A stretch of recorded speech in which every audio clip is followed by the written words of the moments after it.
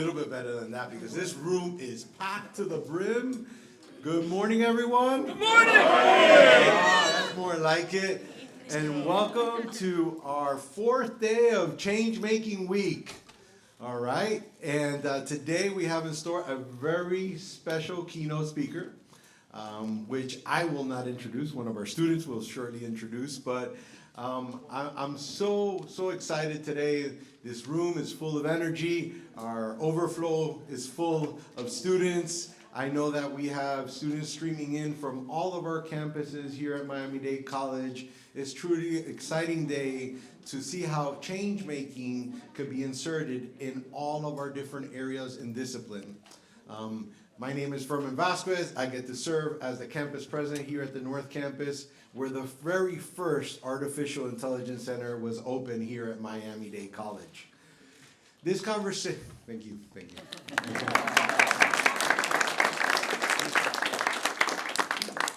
All of you are probably, and I'm going to call for a raise of hands in the room, just the ones in the room. Raise your hands if you don't think that artificial intelligence somehow is affecting your life today, or in your life, or around you. Okay, there's not a single hand up.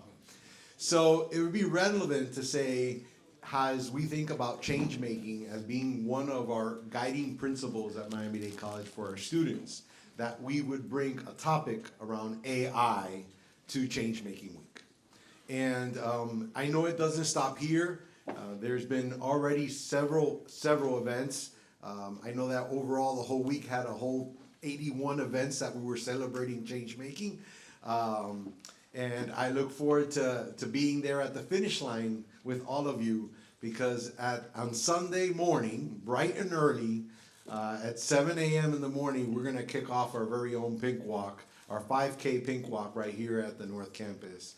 So I look forward to being with all of our students and everybody here. But without further ado, to get our program going, I'm going to ask Ms. Nicole Del Rio, Honors College student, to come up and do the intro of our keynote speaker. Thank you.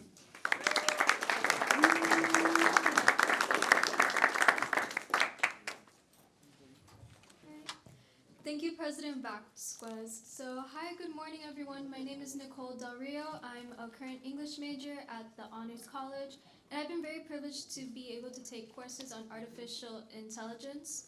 Now, even though my major is not related to technology, technology is related on all aspects of our lives. It is important that as artificial intelligence continues to evolve and develop, that we start thinking about the ethical ramifications of it and make sure that we use it as effectively and come up with the morally best implementations of it. Our speaker, John C. Havens, is an avid writer and futurist.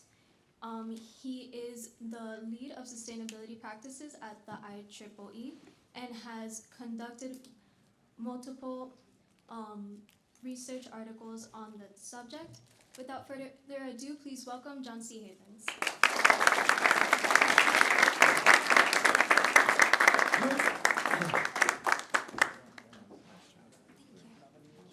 How y'all doing?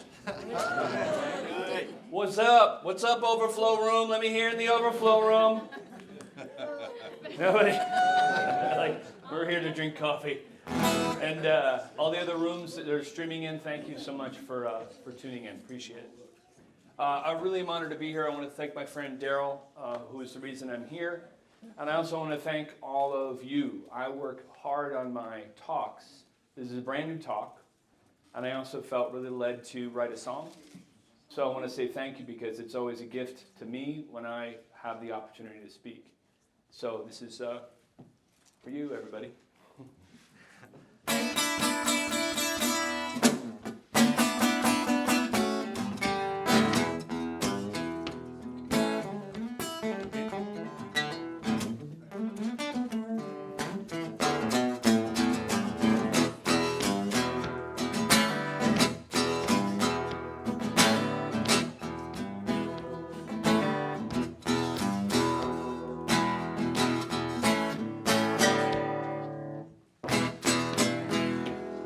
Guys, we rehearsed this. When I do the big nod, you move the slides. How's that? Over there it is. Okay.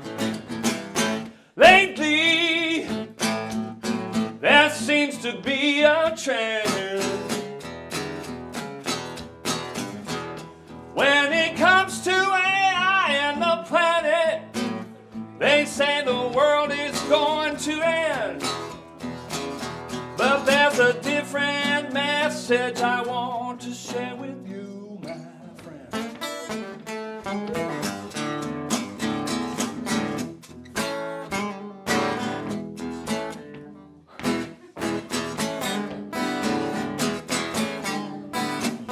They say AI does this and that better than me and you. And the planet is dying and there's nothing we can do. But let me say respectfully, from the bottom of who I am, a voice crying out from tech wilderness with the truth I hope you'll understand.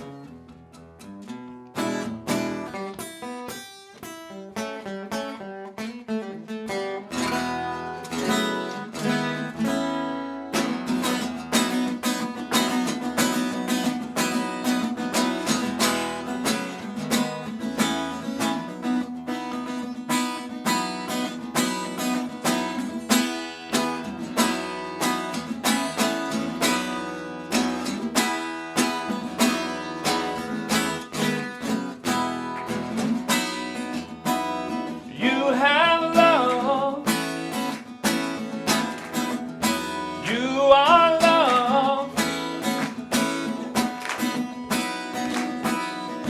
You have love.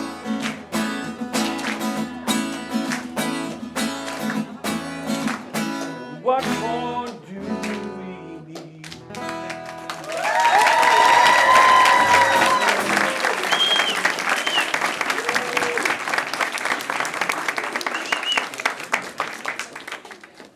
Oh, thank you so much. Like I said, the opportunity to speak is a gift for me, so thank you for the gift.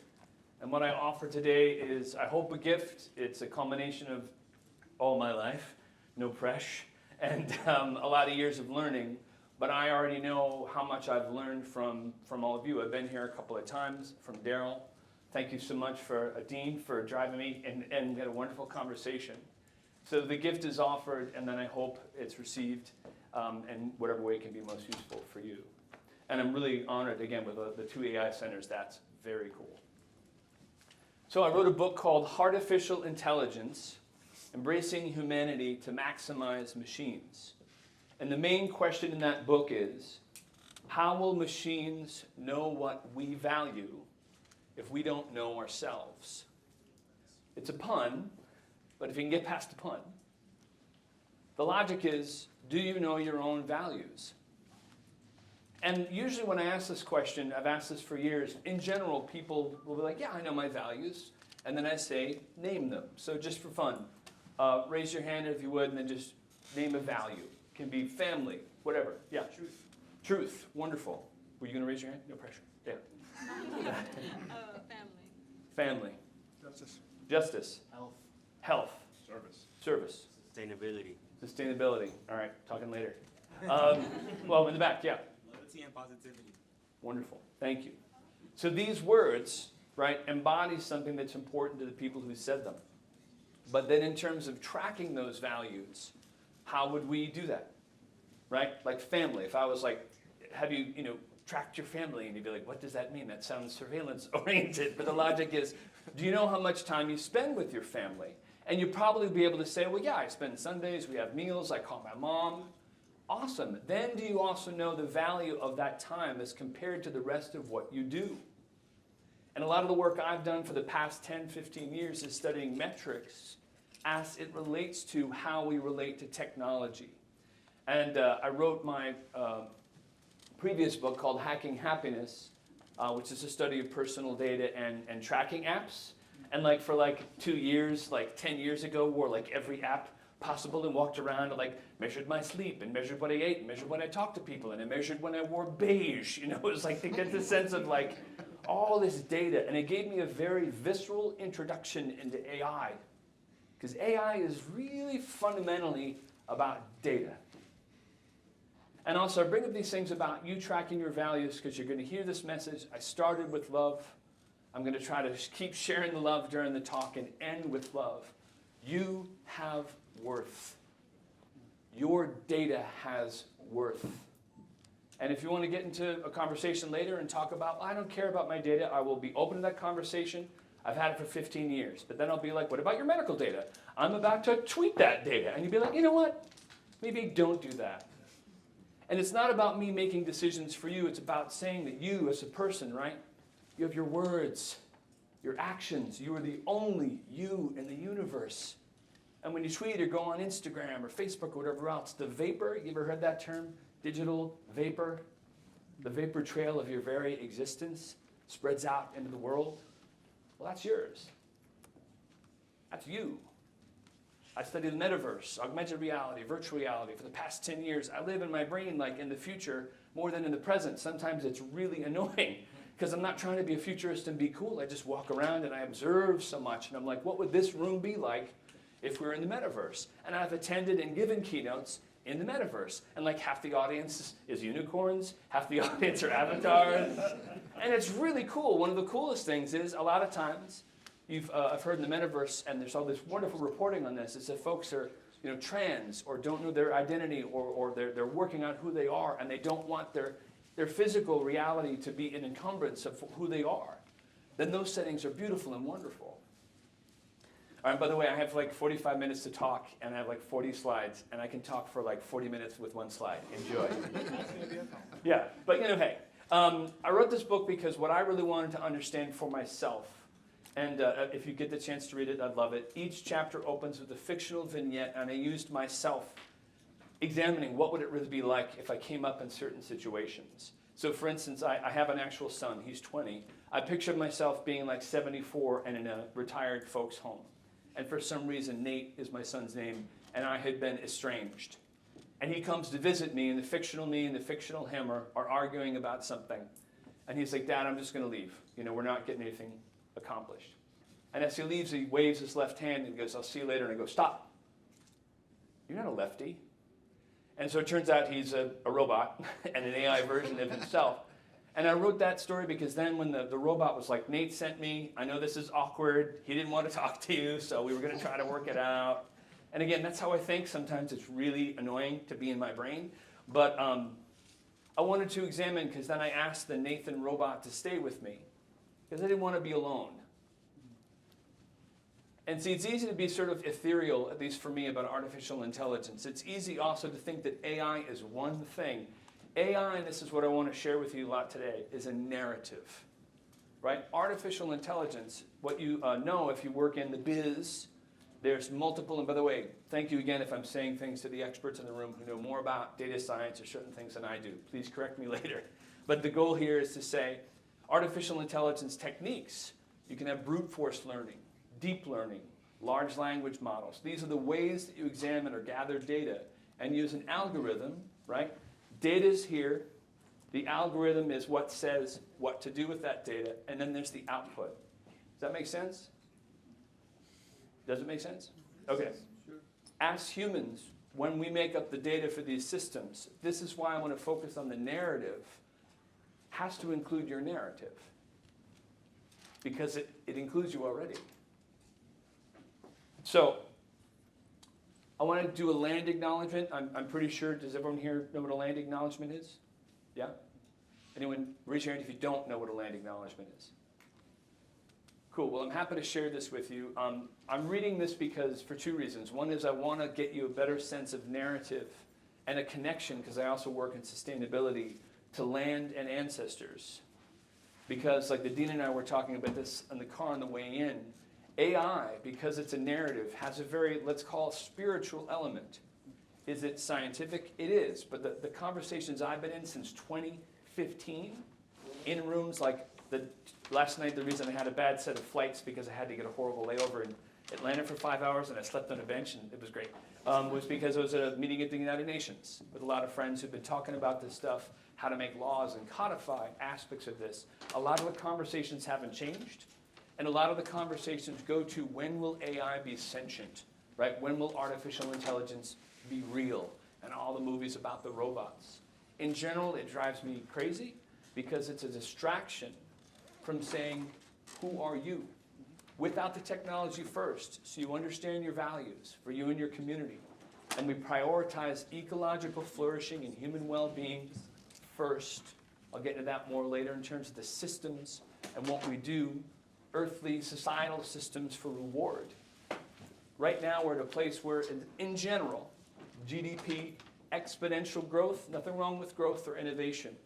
But we're in the biz, I used to work as an EVP at a top 10 PR firm. I worked with companies like Procter & Gamble and HP. KPI stands for Key Performance Indicator. In general, the key performance indicators are get to market as fast as you can, compete with the other companies, get as much money as fast as you can for the shareholders, repeat. Now, is any of that immoral or wrong?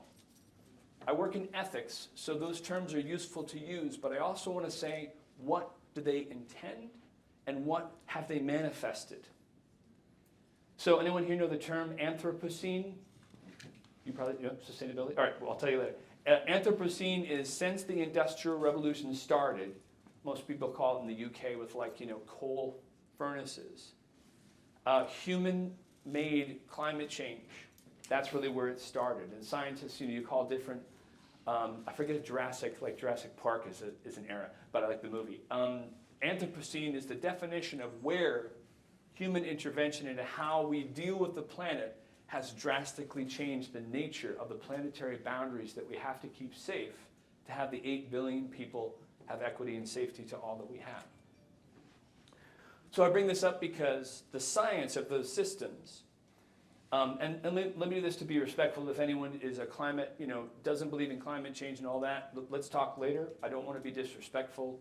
Just work with me and have the scenario of, I cannot wait to be wrong. I can't wait. I have 2 children. If 5 years from now someone's like, this is all a hoax, the climate thing is a total hoax, awesome. Make fun of me, I'll buy you a beer. I cannot wait. I cannot wait. But if there is this change, I want the climate deniers to be safe too. I want their children to not have to breathe toxicity. I don't want people to suffer. So when you look at the science, this idea of the Anthropocene and these systems that we need to change says the planet's going to do, I use the pronoun she for the planet is going to do what she needs to do. And we can try to help, but she's going to keep doing what she's doing. I want a flood today. There's a flood. It's not funny, but that's the logic, right? Anyway, a land acknowledgement, I'll read this and tell you more about why I'm saying it in a conversation about artificial intelligence. I rewrote this a little. This is actually from, I think, Florida State University. I have the wrong name, but anyway. I acknowledge that this university, and by the way, I consider this to be sort of a prayer. I acknowledge this university is located on the ancestral homelands of sovereign native nations, including, and forgive me if I get the names, the pronunciations wrong, the Tequestra, the Calusa, and today the Seminole tribe of Florida, and the Miccosukee tribe of Indians of Florida.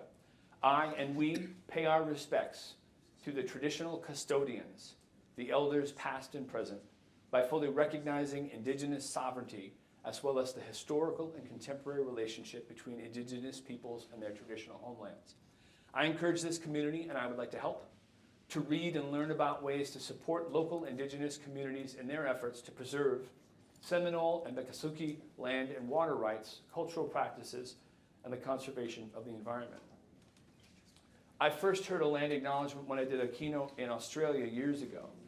And the guy got up, I'll do a bad Australian accent for you, enjoy. He's like, all right, one of the things, and he spoke. And it was a business setting, or kind of like this, an academic setting. But I went to college to be a minister, and it felt like a prayer. That's what it felt like. I didn't mean he was all bowing his head. I meant what this is to me is an acknowledgement. On this land, where your new beautiful AI centers exist, there have been people there for a long time. And it's not just to honor the fact that they were there first and all that stuff. It's to honor also the fact that their connection to land, the indigenous folks around the world, is not just like, let's be nice to the indigenous folks. There's a stat from the World Wildlife Foundation, I think it is, 5% of the Earth's people are classified as indigenous or First Nations, and they protect 80% of Earth's biodiversity. They are literally the protectors of land and water. They are the sovereign protectors. They're supposed to be protected by law. Now, a quick thing why I mention this in terms of AI, guess how many AI systems recognize every single sovereign indigenous language in the world? Go ahead, throw out some numbers. Anybody? Guess how many systems recognize? Did someone say 0? Thank you for the gesture in the back. It is a big fat 0. And in the same way, this is my belief, historically, there was a colonization that happened to indigenous folks in America. When you rob someone of their language and their culture, you make them disappear. This land acknowledgement, I want to start having at every meeting, and like an hour-long meeting is going to actually have like 4 minutes of a meeting, because I want to have an indigenous acknowledgement. I want to have a women acknowledgement. I want to have a trans acknowledgement. I want to have everyone acknowledged, because if you design something without people in a room and they aren't acknowledged and brought in, you want to know something? Here's a big scientific fact. Happy to go head-to-head with anyone who disagrees with me. What is produced won't honor the people that weren't in the room. Anybody? And you can clap at any of these points if you agree. Any ladies in the room? I like that joke because, I'm 54 and I think it's funny. Any ladies? I know there's ladies in the room. Guess, with robots, it's called morphology. What robots, if they're made to look human. Guess what the percentages of those robots that are female, and guess what color they are. Anybody? The majority of robots on the planet, I'll just save you some time. 94% either Caucasian or Asian, because in general, horny young white guys make the robots. And I'm not trying to dismiss their talent and skills, and I also don't mean to sound, I want to be careful, I don't mean to be flippant about any of these things. I actually have a lot of deep-seated anger, which in one sense makes no sense, because, I'm white. I have a white privilege, and there's a great book, if you haven't read it, called White Fragility. I get nervous when I talk about this subject, but I bring it up because what I realized from this one book is the privilege that I never really knew I have, that's invisible to me, could not be more visible to other people. And the power that my privilege has is something where I can invite other people to be in these rooms that aren't normally, and then I can just stop talking. I hope that makes sense. And I'm trying to be kind and understand how to talk about this more. But anyway. All right, I've talked for a little bit, and I may be like already 45 minutes over. So let me do this exercise. If you're comfortable, what I also want to do now is connect sustainability and artificial intelligence. And by the way, I'm going to get into charts and graphs and talk more about resources you can go to for AI. But I also recognize where I am, one of the world leading institutions with 2 AI centers. They will do wonderful jobs about teaching you, I assume, of course, the basics of different types of deep learning or whatever. All right, if you're comfortable, close your eyes for a second. And if you would take a deep breath in through your nose. I used to be an actor, so this is kind of an actory meditation thing. And out through your mouth. And in your own mind, picture someone who is an ancestor. This could be your mom or your grandfather, could be an uncle. Maybe it's a close friend, but the point is that they are older than you. Maybe they've already passed on. And just look at their face in your mind's eye. You carry them with you.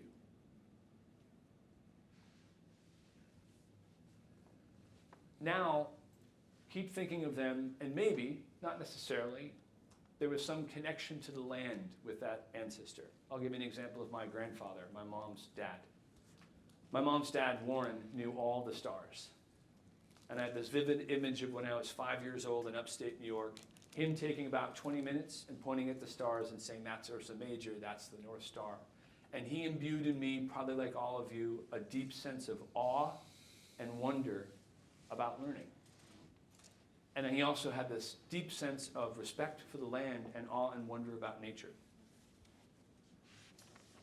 So take that feeling or that sensibility, and now, I think most of you here maybe aren't parents yet, but maybe you take care of younger kids, or you probably have a nephew or a niece, or you probably have seen human children sometime in your life. So picture those kids.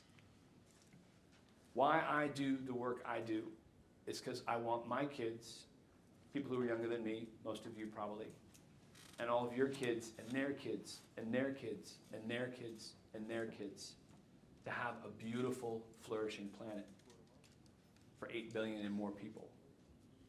So when you start to picture those ancestors that are coming, you can think about how to love them now in the present, to love them well in the future. Okay, go ahead and open your eyes. These exercises, if you haven't done them before, we did them with the place where I work, IEEE, which is the world's largest engineering association.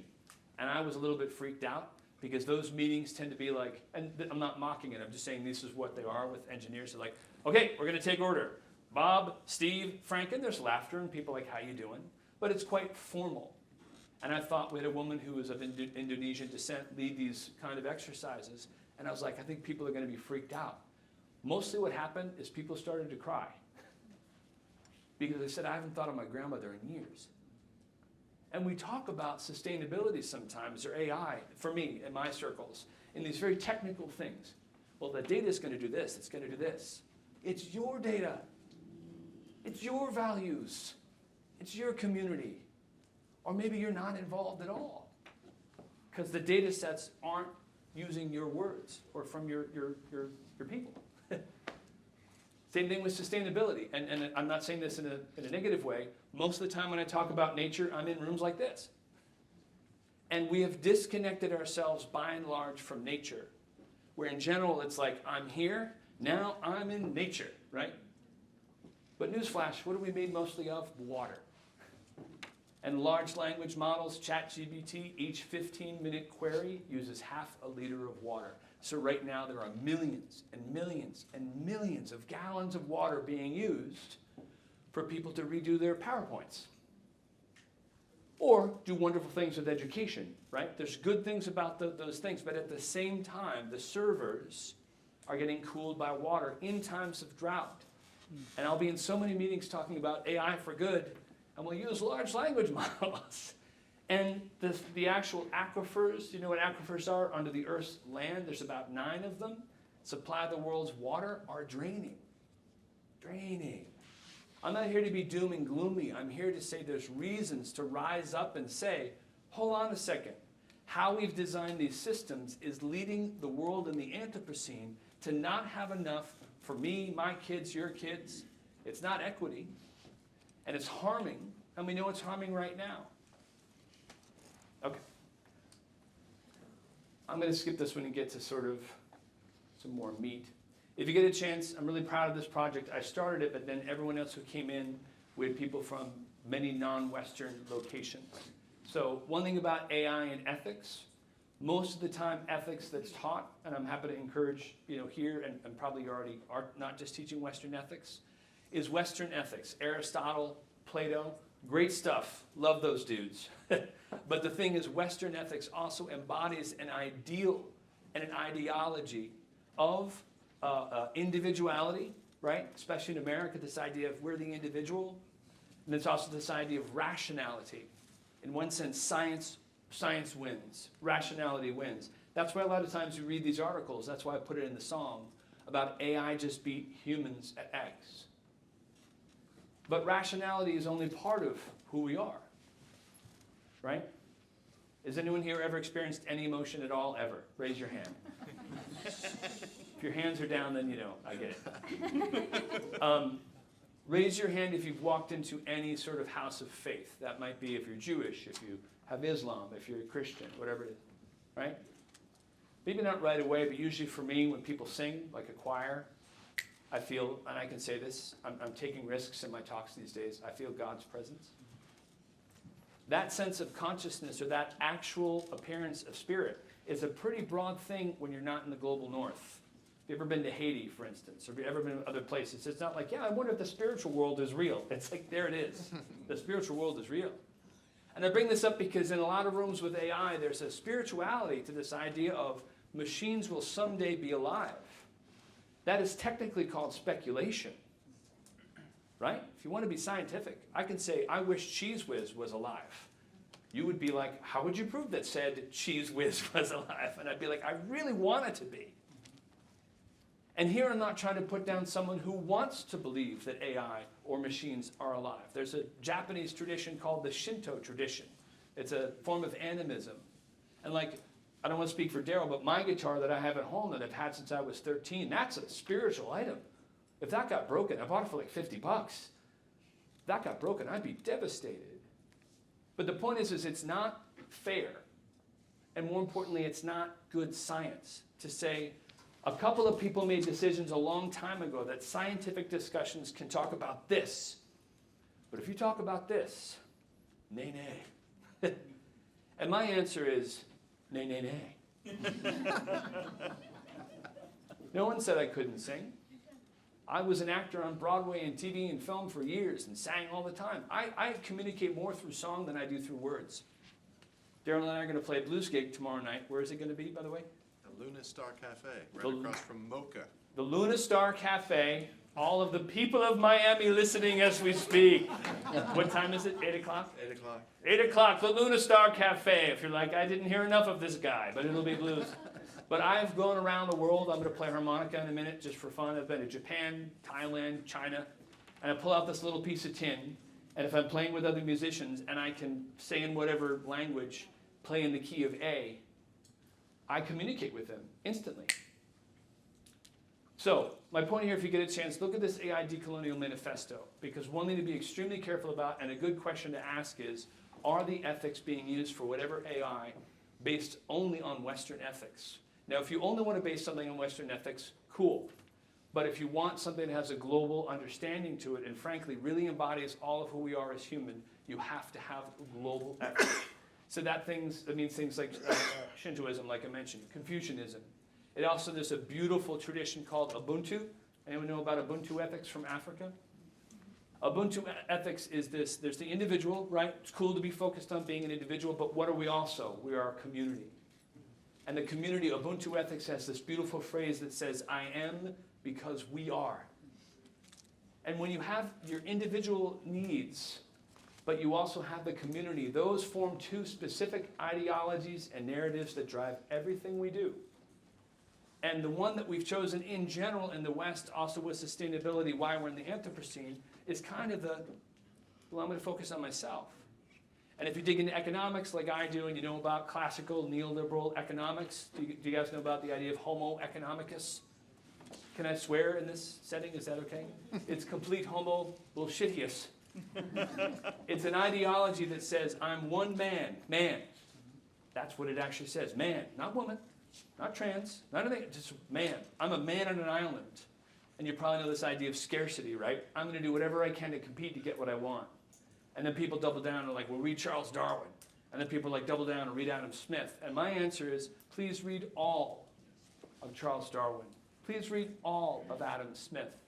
Because the people that wanted to focus on individuality and say, Darwin said, the origin of the species, competitiveness, didn't read these beautiful parts where it actually talked about the recognition of biomimicry. This was a guy who was in nature. Yeah, there's some competition in nature, but you know what? There's just as much or even more of a flourishing union of things in ecosystems that grow each other. It's not competition, it's partnership. Adam Smith, you guys know the invisible hand? Economics? Anybody? Yeah? Okay, the invisible hand is basically like everything that runs everything is competition, essentially. He wrote another book called The Theory of Moral Sentiments, that essentially is the golden rule. And the golden rule is not just a Christian tradition, it's multiple traditions. Do unto others as you would have them do unto you. So I say all this because narratives and AI, please, and I'm not here to tell you what your narratives are. I'm here to say if you don't know your own narratives, then you won't know when you're using these tools if your values are being honored. Does that make sense? You won't know how to protect those that you love. And by the way, I sometimes talk, I don't want to come down on AI, right? I'm not. AI does so many beautiful, wonderful things. But AI, since it's like the gas that runs a car, literally, right? A car doesn't run without gas or these days electricity. AI is not this amorphous thing, right? It is a system or a product or a service or a system that runs based on the data as controlled by the algorithm. If the data is you, and the algorithm is, I want you to buy stuff, we're all like these, I worked in PR for years, like it's the easiest thing to get people to buy stuff. Is this wrong? It's not that it's wrong, it's just, is that the only? And so what I've been working on for years is this billion dollar advertising industry that really is based on tracking happiness in one sense. I do talks on tracking happiness and people are like, yeah, I don't think you can do that. And then I worked in PR and it's like, I know what you bought 14 times at the same time for the last year. I know what you said in every little keyword, you know, and then I can buy data sets of all these. I know your emotions better than you know yourself.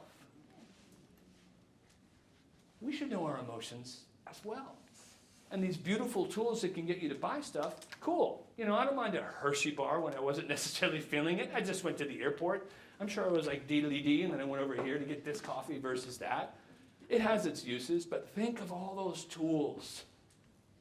1 in 4 people right now struggling with loneliness. It's an epidemic around the world. That mental health, right? The CDC says that it will take 12 to 14 months off of a person's life, isolation. So what if those tools were also used to go, not in a dating sense, but when I was in the airport yesterday, you know, feeling kind of lonely, there's someone over there who wants to talk about SART. I'd love to talk about SART, right? And we're not lonely anymore. And this sounds maybe simplistic, and I've done these talks for years, and it's like, oh, happiness and all this stuff. But you know who's been doing that? Churches, synagogues, right? Alcoholics Anonymous, you name it. Places that say, we recognize that our values are about helping each other. If ultimately the idea is partnership, right? Where the whole world is right now, a wonderful woman named Regenerative Eisler, she's a mentor. She wrote a very famous book called The Sword and the Chalice. She's 90 years old. She fled the Nazis when she was a little girl. She is fierce. She says in 2 words, one thing I can leave you with hopefully, and read her, Regenerative Eisler. She's influenced so many global leaders. Bishop Desmond Tutu, for instance, is one of her biggest fans. Partnership versus domination.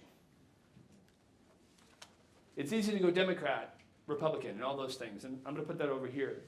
Walk up, keep walking up, and ask what competition really means. Unless you're talking about soccer or football if you're in Europe, where that's a cool kind of competition. Ultimately, competition, by definition, means someone loses. 8 billion people need to be fed, kept safe. We need to protect this glorious planet. The systems that we have right now that say competition works for everyone, just doesn't. So I want to challenge all of you and myself to say, I'm not here to point fingers and be like, hey, you're immoral and all this stuff, but just keep saying over and over, is it working? Is it working for everybody?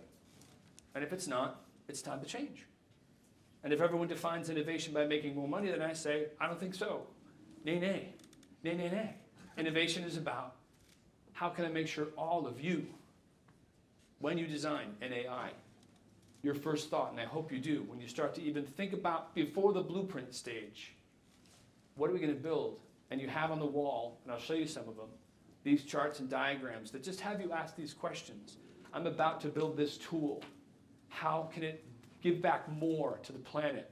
It's a term called net positive instead of net zero, right, or net neutral. How can it give back more to the planet? Because good intentions mean I make my car and it doesn't have a certain amount of emissions. Thumbs up, good call. But good intention doesn't mean you understand that when that car has an end of life and those metals go into the ground and they hurt like water and stuff. It's a term called circular design. That you think you're helping, but you're actually not. Doesn't mean you shouldn't keep building things. It means you have to be informed and say from a holistic standpoint, it's called regenerative design. How can I make sure that every single thing I build gives back more to the planet and improves human well-being? All right, and I'm going to check the time. Because again, I can talk for about 2.5 hours solid. How y'all doing? Yeah? All right. I'm going to do this because the room's a little hot, which is fine. It's not a judgment. And I'm going to play harmonica because it's a good actor's trick to wake people up a little bit. So here you go.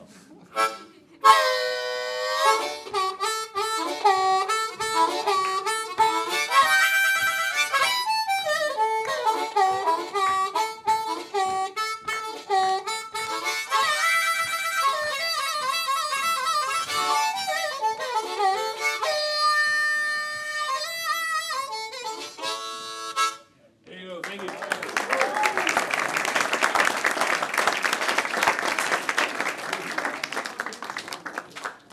Okay, so now hopefully some credibility from the data science folks in the room. I wrote this book called Heartificial Intelligence in 2015. I was invited by IEEE, the world's largest technology association, founded by Thomas Edison, that Thomas Edison, about 100 years ago. We have about 420,000 members in 160 countries. And then in terms of volunteers, we volunteer, there's millions of volunteers. I was asked to speak at South by Southwest. I'd spoken there a lot before about my book, Heartificial Intelligence.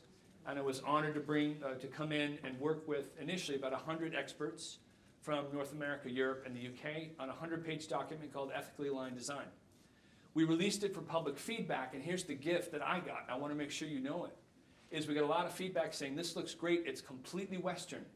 And a young woman from Japan named Arisa Ima, shout out to Arisa if she watches this, said, can I take your document, translate it into Japanese, do workshops in Japan, so you can kind of get the Eastern vibe, and send it back. And she did, and it made the paper about 7,000 times better. And then we had people from Mexico doing the same thing, because newsflash, Global South kind of important in terms of sustainability. It's pretty important. And then India. And we had all these people who were like, do you know about Ubuntu ethics? And then we had lawyers come into the conversation, because the data scientists and engineers were like, this is the definition. I'm not mocking them. I say this with love. This is the definition of artificial intelligence. And then a lawyer came in the room and was like, I don't know what you're talking about. When that thing manifests, it's going to hurt people. We got to define it this way. Interdisciplinary, right? If you're not doing that yet, I got to say, with all due respect to any of your professors or people running things here, obviously have the classes where you learn the basics, you know, and the most important stuff, but then invite everyone from every other discipline ever. Because the moment you have a lawyer, a data scientist, an engineer, a marketer, and an average human being in that room, you will see any results of anything you're talking about with AI improve by 1,000%, I guarantee you. You also want to have some fun, make sure there's, like I said before, women, you know, people of color, indigenous folks, young people, people from different regions. And when you have those discussions, you start to recognize anybody saying, this AI will help all of you, especially if they're using that voice. Don't believe them. The thing about intention, right? Intentions are hard. I've hurt people in my life. I didn't intend to hurt them. But it's ignorance and then harm if you recognize, oh, I didn't know that, and then you keep doing the same things that you know will harm someone. Does that make sense? Like I'm trying to learn in my relationships with people, I was a jerk over here to this person. If it happens again, then it's like, I'm not just a jerk, I'm an obstinate jerk, you know? But when you create these technologies, as engineers, as data scientists, in whatever professions you're in, I'm also happy to say this to you, you must be accountable. And if you walk in a room with someone and they're like, we're good to go, please, please, I genuinely am begging you, raise your hand and be like, who was in the room when these got designed? This algorithm. Can I see the team? And do you know the term manel? I'm not allowed to manels and I won't do them anymore. A panel of all men is called a manel. And if I'm asked to be in a panel of all men, I say, hey, respectfully, love to do it. And I've had to turn down a couple of really good opportunities because I'm like, I will not be in a panel of all men. Same thing when you're designing, please, in whatever way, and of course, use your capacity and stuff, you know, your wisdom in the moment. But it's just a given. These are tools that, by and large, are going to affect most of humanity. Most of humanity has to be in the mix in the design. Okay, ethically aligned design. We had 3 versions of it. The first version, we went to Paris. It was used by the OECD to create their AI principles. I came from a meeting a couple days ago at the UN. The UNESCO used this document. It's about 300 pages long. Dozens and dozens of companies. It's quoted in hundreds of articles. Would love you to use this at the school. It's an open source document. It's Creative Commons. And the only thing I'll say here is those first 3 principles, human rights, well-being, and data agency, those are the order of what we're encouraging anyone creating AI to do first. So again, like I said, you're about to design something, use the UN Declaration on Human Rights. There's a thing called the Ruggie Principles for business, where you can actually say, this thing I'm about to build, I don't know, what human rights are we violating with this? And it becomes an R&D, a research and development, an innovation discussion. Like that's the thing about applied ethics. People are like, oh, ethics, it's going to talk about compliance. Think about this. You make that product in a way that you know honors human rights. It is I know I just said this, but it is competitive. And you should say, hey, we took more time to make sure that your rights are protected. All right, strong sustainability by design. This is a new document. Would love to have you comment on it. If any of you, I can tell you, can give the email address later, or Daryl has my email. If you look at any of this paper, you can read like 4 pages of it or more, and send feedback to us, and we will publish it online with your name and affiliation. And it will be used by the 12 committees from about 300 experts around the world to take this document that's already being used to create standards. So IEEE standards, like who here knows what Wi-Fi is? Anybody? Wi-Fi exists because of where I work. Most of the internet works because of where I work. Standards, I didn't know what they were. They were very amorphous to me before. In the business world, standards can be like, let's make the toothpaste standard. It should be blue. And then companies get together. I'm teasing, but kind of. These standards are, does this piece of technology actually work? So when I leave here and then I go back home to Jersey, and in a couple weeks I go to Dubai, I speak in Boston, every single place, as long as I have the right code, it works. Well, the AI ethics standards that we did combine socio-technical issues and do have things like everything you're building, are you aware of disclosure? Or like people like, how do you have ethics that's global for AI? Well, disclosure is key, right? Quick example that was not very good disclosure initially. Sorry to pick on ChatGPT, but I will. Do you know the term anthropomorphism? Anybody? Yeah, anthropomorphism means a machine, you sort of think something becomes real if it's not human. So I think it's still this way. If you go to ChatGPT or other LLMs, type in a question like, do you think you're real? And the answer that at least 3 weeks ago, I was speaking at a World Economic Forum event in LA or San Francisco, the answer came back, I do not think that I'm real, but I was trained by our marketers to design this to make it look like I am real. So then I said, well then why do you keep saying I? That makes me think you think you're real. And I wrote back and said, I am sorry if you think that I am real. And it's funny because I know this. And again, I want to drop these bombs on you. I'm not trying to be a dooms person. I'm trying to say the excitement of the opposite. But there's a term called agency. In general, you know what that term means? Like, do you kind of know what's going on in general? Like, you know, if you get lost and you're like, like in the real world, but then you go online, like in virtual reality, and you're like, I literally don't know. That's a unicorn. People, I think it's under 19 or 18. I'm 54, right? People under 18 or 19 have no existence where these different digital tools didn't exist. Now, only 50% of the world is on the internet. So again, I want to be global and say different places like in Africa, New Zealand, et cetera, don't have the internet. But where people have access to these tools, under age 18, human agency now, all humans under that age, are used to looking at these digital tools and being trained to press and ask questions. So what that means is anyone under age 18 does like diddly-diddly-dee, whatever their question is, and the response comes back, I. And we wonder why people talk all the time about AI being real. It's not because it's real. It's because somebody wrote code and responses that said, you know what, if this, then that kind of classic computer thing. If someone types this, then that. If someone asks about, am I real? Write these answers to convince them that it is. And that pisses me off. Because it's not disclosure. Disclosure, the first time you type it in, it actually says, just so you know, there's this thing called anthropomorphism. You probably are going to think that this system is real, but I want to tell you what this is, right? Almost exactly what I just said, but as a former journalist, I've written for The Guardian and stuff.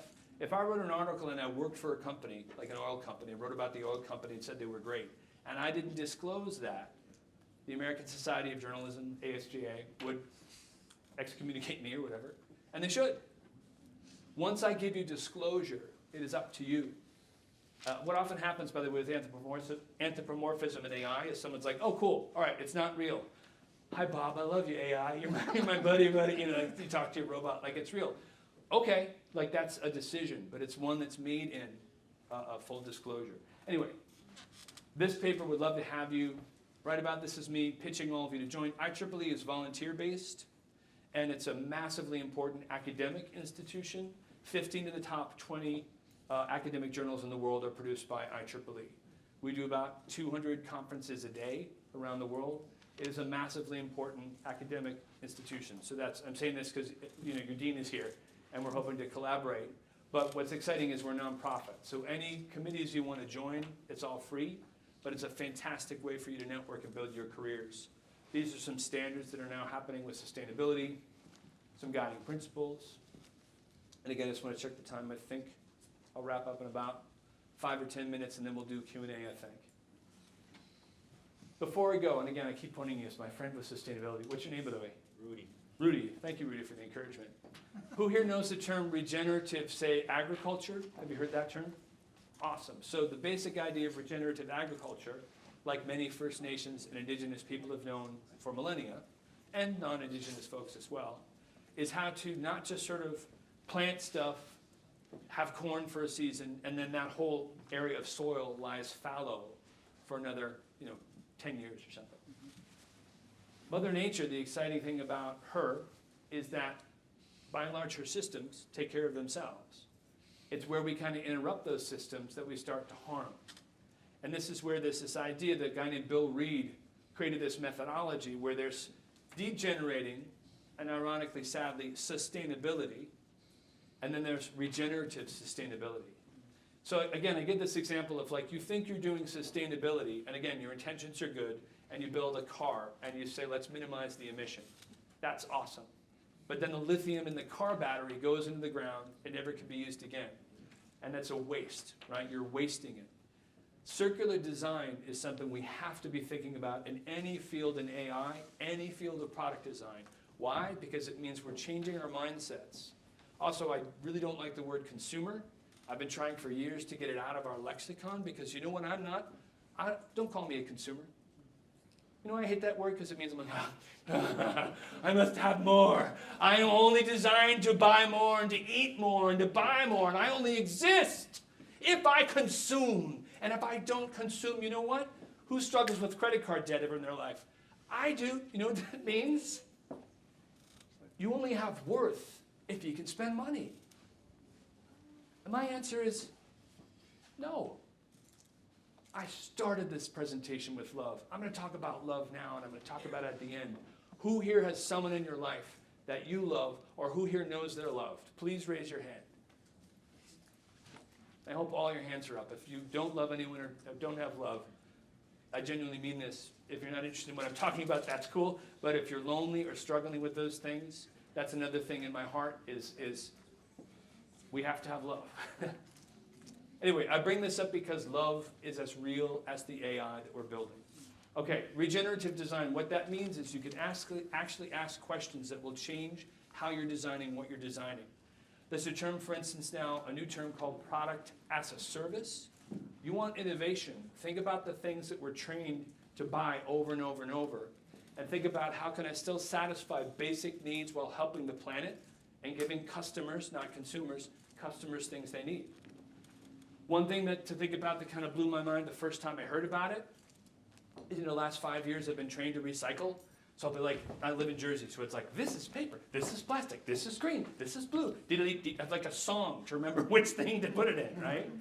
But by and large, the people that make the plastic are the ones that tell us to recycle. I drank water from a tap years ago. Any of you young people ever drink water from a tap? And by the way, again, I'm saying these things to be joking to make a point. Of course I know you've drank water from a tap. But like when you get water at a table now and people say, do you want tap water? Not even I, but I'm 54. But like now I'm like, tap water? Tap water, Water in bottles and asking us to recycle is part of the problem. We don't need to drink water from that bottle. Why? Because there are massive Paris or bigger size islands of plastic floating in our oceans. You all now scientifically are proven, me too, to have plastic particulates in our blood. You know what we need in our blood? We need water. We don't need plastic. So I'm bringing this up not to put down, I have friends who work at Coke, friends who work at Pepsi. It is not to put down those companies. It's to say the systems that make them have to go to the shareholders and be like, I made more, I made more, I made more. Is to say with love to those folks and those systems, Hey, I want you to be able to feed your families. I don't think you're doing this out of a place of evil. I look at those oceans of plastic. I get overwhelmed. It freaks me out. I'm really scared in my work. I work in AI and sustainability, right? Hello, anybody? Shout out for like my news feed. It's like floods in Syria, this, that, this. AI's taking us over. I literally struggle with depression because of this work. Not because it's doomed, but because it's really hard to recognize that genuinely, this is my expert opinion, the only way we're going to get through this, but here's the good news, is actually with love and joy. Because for me, even now, and thank you for your patience, I struggle with like getting kind of angry when I talk. No one wants to see me get angry. But it's because my heart breaks. For my kids, for you, you're younger than me. I did this talk at IEEE in Seattle, and I was talking about something, and this gentleman from India who was like 74, lovely guy, beautiful voice, hadn't talked much, and then I did an exercise like I did with you before, and I was like, explain something from your childhood and ancestors. And he said, well, I'm 75. I think he was from Bangalore. He said, when I was a child, I could look at the moon or the sun and see them clearly. Now, I only see through layers of smog. And he said it sort of matter-of-factly. And then what I know is the developed nations are the ones that have kicked over the smog and the pollution to India, which, by the way, is a developed nation. But when we use these terms like developed and not developed, words matter. What's developed about creating the crap that causes so many people to die? 8 million people die a year from pollution. And then saying we're developed. The opportunity and the need is to change these terms from developed to not developed to things like healer or attempted reparation company. Anyway, we'll have to figure out better titles. All right, anyway, regenerative design means at the outset of everything we do, as individuals, as companies, as people creating AI, the only question to ask at the beginning of design, the only question is to ask, how do I know that this is going to give back more to the planet and improve people's well-being? And I can, again, walk that dog back to you, talk about economics. But this is a question. How am I doing on time? I think it's 12:20. So we have 10 more minutes? For a question. For Q&A? All right.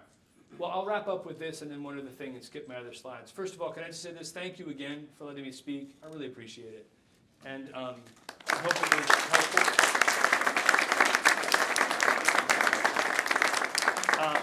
But two last things. The whole book that we wrote, Strong Sustainability by Design, said, let's imagine 2030, where everything works, where we're staying at 1.5 degrees or under, and there's 30% of land and water.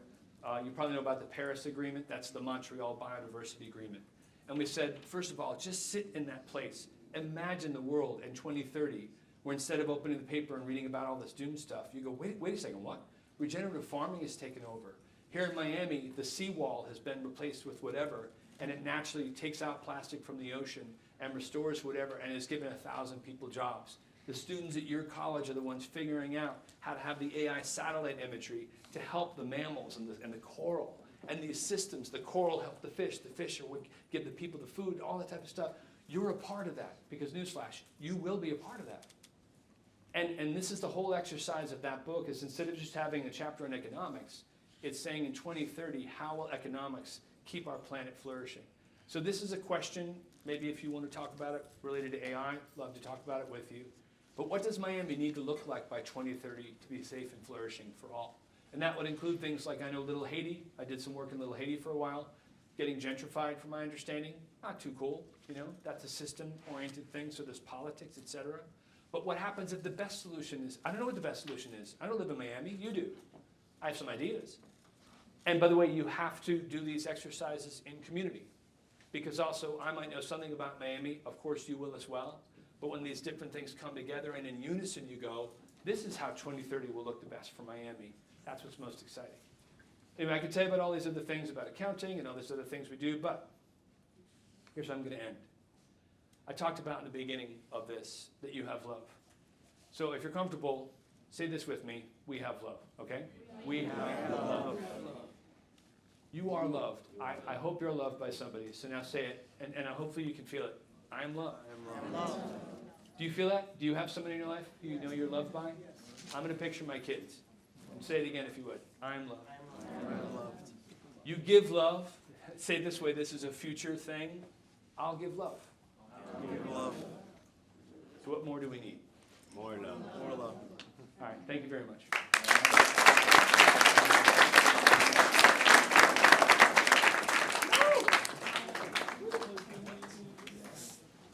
And we're doing a Q&A, is that right? Yeah, so Okay. We'll have time for about one question from the audience. If anybody would like to ask a question. pressure. Make it a good one. One question. Why did you talk so long? Okay. So with the addition of AI in our common lives and how it changes everything we know today from accessing information, the concept of a consciousness, with AI being a thing, do you think it's an organic thing or is something we can replicate? Ooh, about consciousness? That's a good question for like 2 minutes. So I used to be an actress, I mentioned. One thing about acting is you realize very quickly the performance you give, like this talk I give, I hope you enjoyed it, but I can't make you enjoy it. And one person hopefully enjoyed it or experienced it in one way versus the other. So I say that because consciousness is a big old term, and I wouldn't want to determine for you what consciousness was. That's part one. Part B is, or part two, is organic versus not, is a really interesting discussion. And also it's one that I like to talk about nature, because I believe that nature has a consciousness in terms of the biosphere and all that kind of stuff. But usually in these conversations with AI, it's sort of like the math and the algorithms are the ones that sort of burst into consciousness.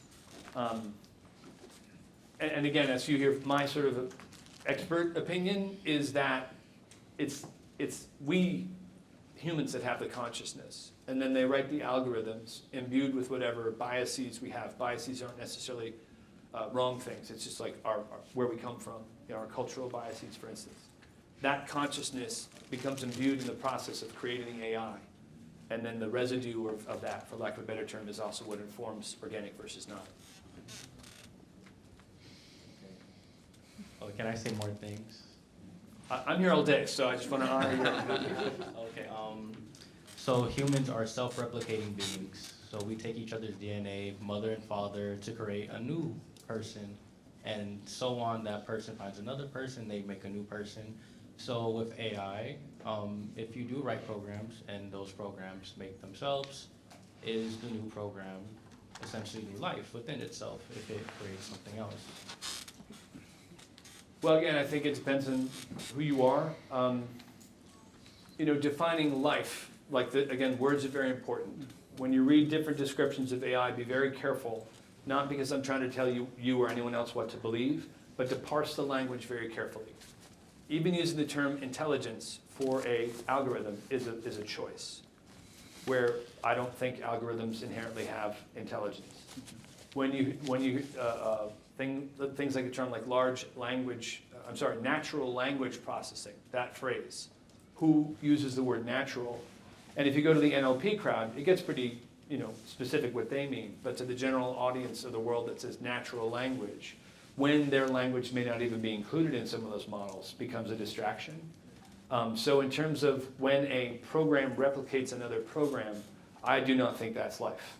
I think it's the equivalent of, you bake something and yeast has something else. Well, that's a living thing. But it's a good question. And again, if someone generally, I have friends who are transhumanists.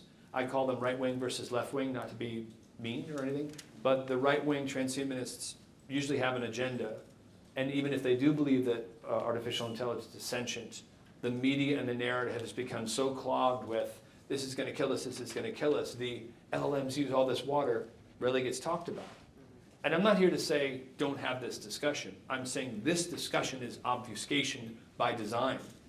And also, if you aren't all thinking about how do these tools work for me based on my values, then how many times can we hear about Elon Musk doing anything? I don't care anymore. But that's another part of the whole, this what's called AGI, Artificial General Intelligence discussion. A lot of smart people, I'm friends with quite a few of them. There's been enough talk about that, we don't need that anymore. since Daryl's standing up, I'll say this, is if we focus more as a starting point on the love, on the partnership, and put the tools over here to start with, and then say, how are these tools going to help with what ultimately we want to have help with, versus going first and saying, hey, there's all these problems with the planet, this is going to solve the problem. These are tools to help solve the problem.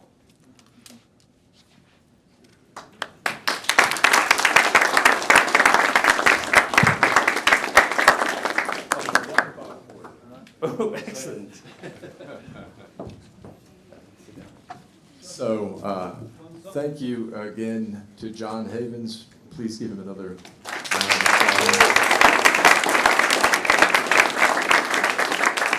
We're so grateful that you came to speak to us, and wow, what a talk. I found that really, really moving and beautiful. You need your TED Talk if you haven't done yours yet.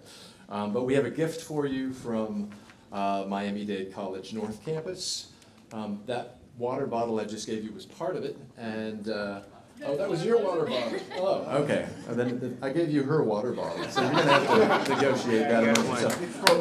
We have a package here of things for you though to take with you, and then I want to make a short announcement. Thank you again so much.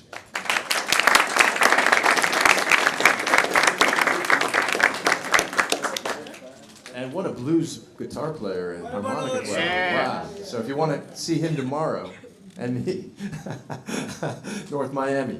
So I do want to announce that we're toward the end of Changemaker week, but we have a day of service tomorrow. I think it's parking lot 13, where there will be an event. We're packaging food to give to people. On Sunday is the Pink Walk. And so that starts bright and early at 7 o'clock in the morning. Registration's before that. So please check the website for the exact details of those events. This afternoon there's an event at 1:30. Where is it, Stefan? In the North Campus Garden, adjacent to the Science Complex. Okay, he's loud. You heard that? North Campus Garden, adjacent to the Science Complex. Thank you all for participating in Changemaker Week. Thanks for those who have organized it. To our venerable President and Dean for their work supporting all of this for Stefan, and thank you again to John. We would like to ask you in closing to please, if you would, scan this QR code and answer some survey questions. It's been wonderful to be a part of these events with Changemaker Week, and this was a fantastic introduction to some really important ideas in AI from John, a leading figure in the field. So thank you again. Have a lovely change-making week, everybody.